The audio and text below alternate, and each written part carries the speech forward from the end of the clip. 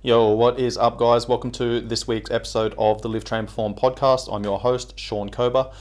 During last week's episode, I spoke to Scotty Robinson, who is the brain guy on Instagram. He's got a massive following for a good reason. He's able to break down very complex topics into easily digestible snippets so that you can understand how the brain works.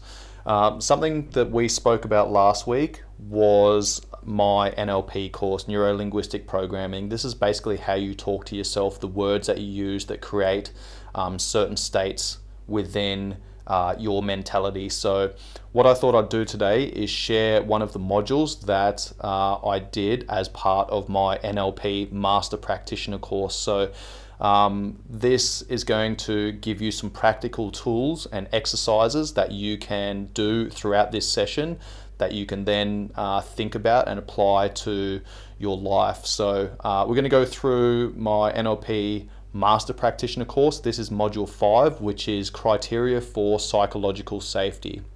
All right, let's get started.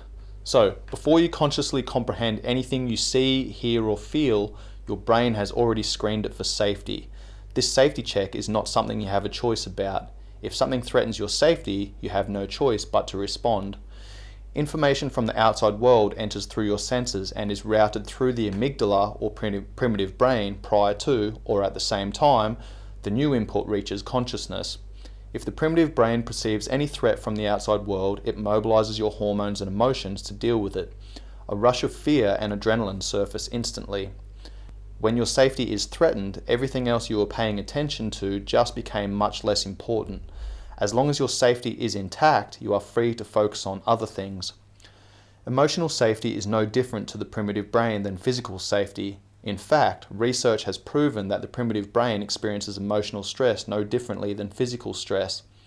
When you feel emotionally unsafe, your brain's first priority is to recover from the threat.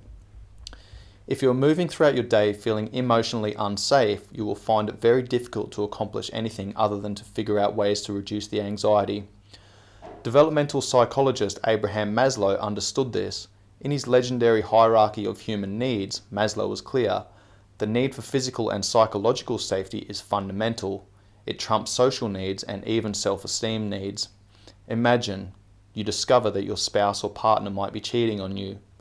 You hear a nasty and unfounded rumor about you in your favorite social circles. You must be around someone who criticizes you constantly.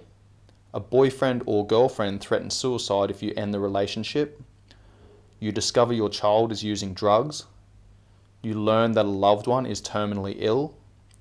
You get promoted at work, which requires speaking in public regularly. You have no public speaking skills. Or you find yourself involved in a lengthy lawsuit. None of the above examples involve any physical threat. However, all of them are emotionally intrusive and disruptive. It would be difficult to focus on other aspects of your life while these situations are in play.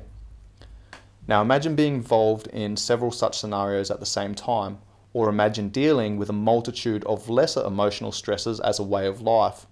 Among work, kids, romance, social pressures, health issues, deadlines, and endless to-do lists, modern life has become a chronic source of emotional stress for most people.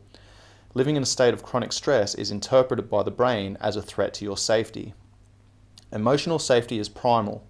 If we do not find a way to feel safe each and every day, we cannot accomplish much beyond reacting to the vague yet constant threats. Most of our life is geared towards reducing anxiety and getting to a place where we feel safe. Much love.